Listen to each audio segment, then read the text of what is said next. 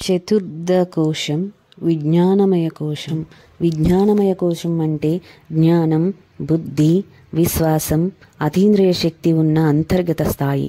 ఈ కోశం యొక్క కేంద్రం హృదయ చక్రం, అలాగే బ్రహ్మచక్రం అని కూడా పిలువబడుతుంది. ఇదే విజ్ఞానమయ కోశంలోకి ప్రవేశ ద్వారం. ఇది కూడా శక్తి భ్రమణం చేసే శక్తి కేంద్రం. శక్తివంతమైన చక్రవాతంలా ఉంటుంది. సవితాశక్తి హృదయ చక్ర మార్గంగా విజ్ఞానమయ కోశంలో ప్రవేశిస్తుంది. ఈ కోశంలో సవితాదీప్తి ప్రవహిస్తుంది. విజ్ఞానమయ కోశం సవితామయం, దీప్తిమయం అవుతుంది. ఇది ఒక దీపపిండం, దీప్తి సమూహం.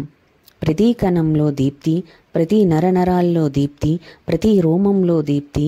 ఈ దివ్యదీప్తి వల్ల మనలో శ్రద్ధ, భక్తి, దివ్య దృష్టి, అతీంద్రియ శక్తులు వృద్ధి చెందుతాయి. ఇప్పుడు జరుగుతుంది విజ్ఞానమయ కోశ జాగరణం. హృదయ చక్రం మేల్కొనడం, సహృదయత మేల్కొనడం, శ్రద్ధ, భక్తి మేల్కొనడం, దివ్య దృష్టి మేల్కొనడం, అతీంద్రియ శక్తుల మేల్కొనడం. ఇది విజ్ఞానమయ కోశ జాగరణం. హృదయ స్థాయిలో జ్ఞానం, భక్తి, దివ్యశక్తుల వెలుగు.